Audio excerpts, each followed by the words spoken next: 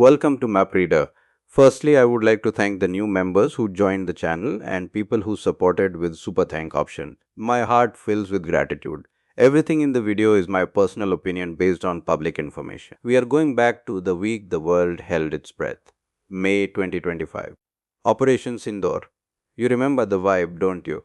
While the ISPR was busy releasing music videos about eagles and mountains to distract the populace, the Indian Air Force was busy turning the actual mountains into gravel. We are talking about the Kirana Hills.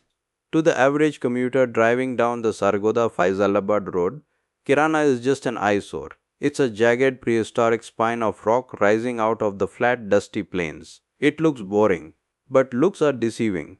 In the world of nuclear strategy, boring is usually code for terrifying. This ugly rock formation is the most expensive real estate in the history of Pakistan. It is the basement where the establishment keeps the family jewels. It is the garage for the apocalypse. But to understand why India hit it, we have to stop looking at it like a tourist and start looking at it like a geologist with a security clearance. Let's talk geology. Because before you can dig a bunker, you need the right dirt. Kirana isn't just a hill, it is a geological anomaly. It is composed of Precambrian slate and quartzite. This is rock that is hundreds of millions of years old. It is hard, it is dense, and it is incredibly annoying to drill through. Why does that matter? Because if you want to hide a nuclear weapon from a satellite that can read a license plate from space, and if you want to protect that weapon from a bunker buster bomb, you don't dig in the sand. You dig in slate. Real world intel documents that have been gathering dust in Washington and Delhi for 50 years tells us the history here. Back in the late 1970s, when Pakistan was desperate to catch up to India's nuclear test, the Pakistan Atomic Energy Commission (PAEC) didn't go to Chagai first. They came here, they came to Sargodha. A team led by Dr. Ishfaq Ahmad scouted this location. They needed a place that was close to the air bases but secluded enough to hide the noise. They created a special unit, the Special Development Works, SDW, which sounds like a construction company for luxury condos but was actually the cover for the military's tunnel boring division. They spent the 1980s turning this mountain into Swiss cheese. We are talking about tunnel boring machines, TBMs, running 24/7. Open source intelligence confirms the existence of at least 46 distinct tunnels in this complex. 46. Imagine the scale of that. This isn't a cave, it's an underground city. It has its own power grid, its own water supply, and its own climate control. Why climate control? Because nuclear triggers are sensitive. You can't just leave a physics package sitting in a damp cave with bats and spiders. The high explosive lenses used to compress the core need precise humidity and temperature levels or they degrade. So deep inside that Precambrian slate, behind blast doors that weigh more than a tank, there are clean rooms, there are laboratories. This is where they conducted the cold tests, 24 of them between 1983 and 1990. They detonated the explosives without the nuclear core to see if the math worked. The mountain absorbed the shock, the satellites picked up the seismic blip, and the Americans wrote panic memos. This place is the nursery where the bomb was born. Now fast forward to Operation Sindoor. When the first rumors of the strike hit X, the internet sleuths went wild. Everyone opened Google Earth and zoomed in on Sargodha. And what did they see? Their eyes went immediately to these weird rectangular earth mounds at the foot of the hill. You see them, right? Laid out in a perfect grid. They look ominous. They look like silos. They look like the kind of thing a Bond villain would build. And the internet did what the internet does, it panicked. Oh my god, they hit the silos. The nukes are exposed. Let me stop you right there. If you thought those mounds were the nuclear storage, congratulations, you fell for the oldest trick in the book. Those mounds are standard earth-covered magazines, ECMs. They are designed for conventional munitions. Dumb bombs, artillery shells, mortar rounds. The design is centuries old. You build a concrete igloo, you pile dirt on top of it, and you space them out. Why the dirt? It's not for camouflage. The satellites can see them clearly. The dirt is for tamping. If the bomb inside explodes by accident, the dirt forces the blast upward rather than outward, so you don't blow up the magazine next door. The number one planners might be corrupt, they might be incompetent at fixing the economy, and they might be obsessed with banning social media, But they are not stupid enough to keep the nuclear arsenal in a dirt pile that a teenager with a drone could spot. Those mounds are the decoy. They are the cheap stuff. They are there to soak up enemy missiles. They are there so that when an Indian planner looks at the map, he wastes $1 million BrahMos missile blowing up a pile of expired 155 mm artillery shells. The real assets, the tactical nukes, the Nazar missiles, they are nowhere near those mounds. They are buried hundreds of feet inside the hard rock of the mountain, behind the tree line, down the spiral tunnels that show up as barely visible scratches on the satellite feed. But here is where the story of Operation Sindoor gets interesting. The Indian planners didn't take the bait. They ignored the mounds. They didn't fire a single shot at the conventional storage. They knew exactly what those were. Instead, they looked at the logistics. They looked at the driveway. We need to talk about the Sargoda connection. You cannot understand Kirana Hills without understanding PF Base Mushaf. They are twins. They are the left hand and the right hand of the nuclear delivery system. The base is home to the Griffin's 9 Squadron and the Arrow's 11 Squadron. These are the units that fly the F-16s. These are the guys who are trained to carry the special weapons. The distance between the hill, the garage, and the base, the driveway, is less than 10 kilometers. In a crisis, the protocol is the flush. You open the blast doors at Kirana, you load the warheads onto unmarked trucks, likely disguised as commercial logistical vehicles or just plain old jingle trucks to blend in, and you sprint for the airbase. You have a window of maybe 20 minutes to get the weapon from the rock to the wing. The Indians knew this. They knew that if they wanted to neutralize the threat, they didn't need to nuke the hill. They just needed to break the connection. They needed to make sure that the truck could never leave the garage, and even if it did, it would have nowhere to go. So, on the morning of May 10th, while the world was sleeping, the guidance chips on a volley of cruise missiles woke up. They didn't target the mounts, they didn't target the barracks, they targeted the flow. And that brings us to the strike itself, the moment the silence was broken. The Indian missiles came in low, skimming the deck to avoid the radar horizon, which is ironic considering how much money Pakistan spent on air defense systems that apparently decided to take a tea break at the exact wrong moment. The first impact wasn't on the hill, it was on the runway. Look at the satellite imagery of PF Base Mushaf. That is what we call a textbook double tap. You see those two craters? They are dead center on the tarmac. They are spaced perfectly, one near the threshold, one near the midpoint. That isn't random, that is math. By putting two holes in the runway at those exact intervals, the IAF effectively cut the usable length of the tarmac in half. An F-16 fully loaded with fuel and a special weapon is heavy. It needs runway, it can't take off from a parking lot. By cratering the strip, the Indians grounded the delivery system. The Griffins and the Arrows were stuck on the ground, effectively turning the pride of the Pakistan Air Force into very expensive, very stationary paperweights. This was step 1, break the driveway. But step 2 was the one that really terrified the boys in GHQ. Step 2 was the throat punch, because while the runway at Mushaf was smoking, another missile was banking hard towards the hills. It wasn't aiming for the decoy mounts, it wasn't aiming for the peak, it was aiming for a tiny, insignificant patch of scrub between two guard towers. A spot that looks like absolutely nothing on a map unless you know how underground cities breathe. That spot is a primary ventilation and intake shaft. When you build a massive underground city, you need air. You need massive HVAC systems to keep the humidity down so the electronics don't fry and to keep the personnel breathing. These shafts are the Achilles heel of any bunker. You can reinforce a blast door to take a direct hit, but you cannot reinforce a hole that needs to suck in air. The BrahMos missile didn't just hit the hill. The trajectory suggests it likely went down the shaft. Imagine a supersonic missile traveling at Mach 3, threading the needle into a ventilation duct like it's Luke Skywalker blowing up the Death Star. Except this isn't a movie and the bad guys don't have a sequel. This creates what we call the shotgun barrel effect. When an explosion happens inside a confined tunnel network, the physics changes completely. The blast wave can't expand outward into the open air, so it travels down the tunnels. It follows the path of least resistance. It turns the bunkers on reinforced walls against it. It blows out the blast doors from the inside. It shreds the filtration systems. It collapses the lungs of the facility.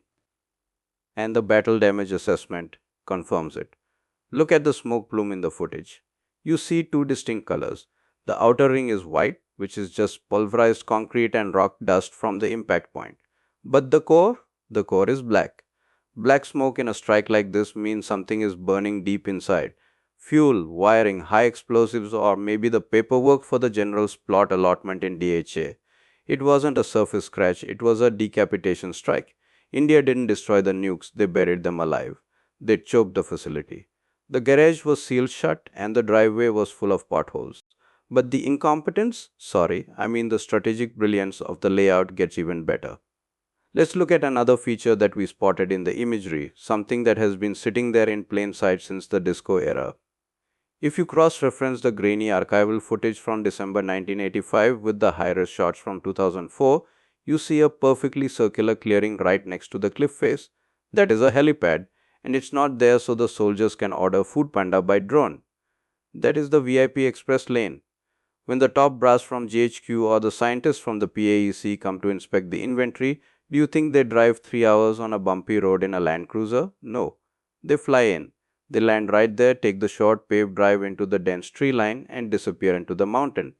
That tree line isn't a nature preserve, it's camouflage for the main tunnel entrance. It's a direct line from the air to the underground.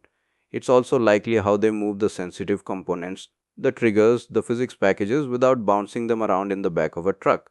Sensitive electronics don't like potholes. But here is the problem with having a VIP entrance, it marks the spot. It screams, hey, the important stuff enters here.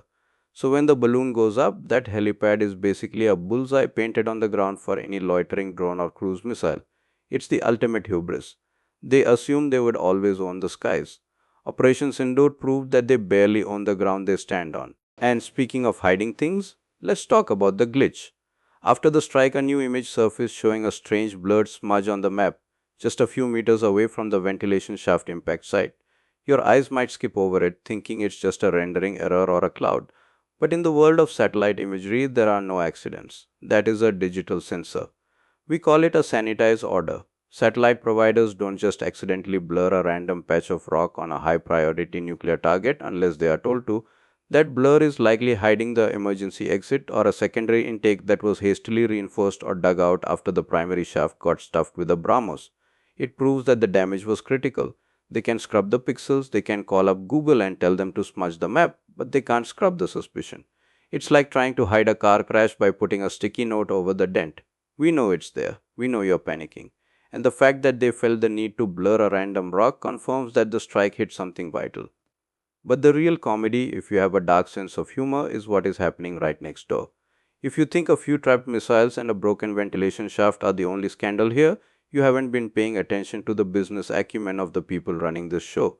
You see, running a nuclear program is expensive. You need cash. And apparently, the budget for secret underground layer was running a bit low, so they decided to improvise. Look at the latest imagery, specifically at the foot of the hill, right next to where they store the apocalypse. What do you see? Stone crushers. Massive, industrial, dust belching stone crushers. Now ask yourself, where are they getting the stone? They are mining it right off the face of Kirana Hills, the same hill that houses the nuclear arsenal, the same hill that has been absorbing radiation from coal test and leakage for 40 years. You have to appreciate the sheer unparalleled cheapness of it.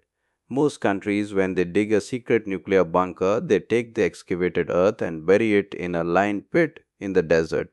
They treat it like toxic waste. But here, no. Here they see a business opportunity. Why waste good rock? They probably said. Let's crush it and sell it. So they take this rock that has likely been exposed to heavy metal particulates, depleted uranium residue, and God knows what else from the tunnel boring, and they grind it down into gravel.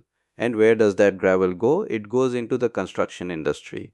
It goes into roads. It goes into bridges. It goes into house. There is a terrifying precedent for this kind of cost-saving genius, and it didn't end well. Remember the Cobalt 60 incident in Taiwan? Back in the 80s, some brilliant mind decided to recycle radioactive scrap metal into steel rebar. They built apartments with it. For 10 years, people lived in those flats, sleeping next to radioactive walls, cooking in radioactive kitchens, until a guy walked in with a Geiger counter and the thing went off like a fire alarm in a library. Now look at Sargodha. We have active stone crushers churning out material from the blast zone of a nuclear site. It's the ultimate buy one get one free deal. You buy a house in Punjab and you get a little bit of the national strategic assets included for free in the walls. Who needs a nightlight when your drywall glows in the dark? This isn't just speculation. The international community seemed to think the same thing. After the strike, when the dust settled and the official denials started rolling in, the sky over the border got very interesting. Open source flight trackers, which never lie, unlike the press releases from Pindi, picked up a very specific, very rare guest in the region. The WC 135 Constant Phoenix. For those who don't speak Air Force, this isn't a fighter jet. It doesn't carry bombs, it carries sniffers. The US Air Force uses it for one thing and one thing only: detecting nuclear particles in the atmosphere. They fly it when North Korea decides to rattle its saber. They fly it when Chernobyl acts up, and suddenly in May 2025, they were flying it near the Pakistan border, doing loops just waiting for a whiff of something spicy. Why? Because if that BrahMos missile actually managed to penetrate the ventilation shaft and detonate inside a storage tunnel, there is a non zero probability that it compromised a warhead. We aren't talking about a nuclear explosion that requires a specific firing sequence, but we are talking about a dirty leak. If a conventional blast shatters the casing of a stored warhead, or if it pulverizes the depleted uranium shielding, you get radioactive dust leaking into the air. The Americans weren't there for the view. They were there to see if the Kirana hills were leaking. They were checking if the shotgun barrel effect had cracked a core. The presence of that plane is the smoking gun. It confirms that intelligence agencies worldwide knew exactly what that target was. They knew India hadn't just hit a random hill, they knew the strike was close enough to the good stuff to warrant a radiation check. Think about the implications of that. The number one establishment spends billions on PR, convincing you that the nuclear assets are invincible, that the custodial controls are foolproof. And yet, one supersonic cruise missile, flying low and fast, managed to turn their most secure facility into a potential hazmat zone. And where was the air defense? Where were the HQ-9s? Where were the world-beating radars? Apparently, they were on a tea break. Or maybe they were too busy tracking political dissidents on Twitter to notice a cruise missile flying down the main street of Sargodha. It is the ultimate humiliation. You buy a Ferrari for show, but when the race starts, the engine falls out. The strike didn't just break a tunnel, it broke the myth of invincibility. It showed the world that the strategic assets are sitting ducks. If a conventional missile can lock the door, you don't need a nuclear war to disarm Pakistan. You just need good aim and a map of the ventilation shafts. And let's go back to those stone crushers for a second, because the horror of that reality really needs to sink in. We are talking about a country that is obsessed with security, yet they are literally selling the mountain that shields their nukes to the lowest bidder. Every truckload of gravel that leaves that site is a security breach. Every stone that gets crushed is removing the physical protection of the facility. You are literally eroding your own shield to make a quick buck. It is the perfect metaphor for the entire system, selling the long term survival of the state for a short term profit. And the people buying it? They have no idea. The contractor building a new housing scheme in Faisalabad doesn't know his gravel is radioactive. The family moving into that house doesn't know why their hair is falling out 3 years later. It is a silent, creeping disaster that will kill more people than the missile strike ever did. The radioactive gravel could kill thousands over the next decade, and nobody will ever link it back to Kirana. It will just be bad luck. It will just be God's will. But we know better. We know it was the will of a corrupt contractor and a lazy general who couldn't be bothered to dig a proper dump site. So, what is the conclusion here? What is the takeaway from the ashes of Operation Sindoor? It's that the game has changed. India has a habit of evolving. In Operation Sindoor, they went for the throat. They demonstrated that they don't need to fight a full scale nuclear war to win one. They just need to make sure the other guy can't get his key into the ignition. The strike on Kirana Hills was a masterclass in compellence. It was a message sent in high definition explosives. We know where you live, we know where you hide, and we can lock you inside your own house. They broke the driveway at Mushaf, they sealed the garage at Kirana, and they left the Lumber One boys scrambling to explain why the invincible defense couldn't stop a supersonic cruise missile from turning their most sensitive site into a smoking crater. The establishment can deny it all they want. They can paint over the scorch marks, they can plant new trees, and they can blur the maps on Google Earth until the pixels scream. But deep underground, in the dark, amidst the twisted metal of those ventilation shafts, the message was received loud and clear. The silence of the hills isn't peace, it's the silence of a tomb. And for the people living nearby, buying that cheap gravel from the stone crushers, I'd suggest investing in a Geiger counter. The tea might be fantastic, but I have a feeling the aftertaste is going to be radioactivity.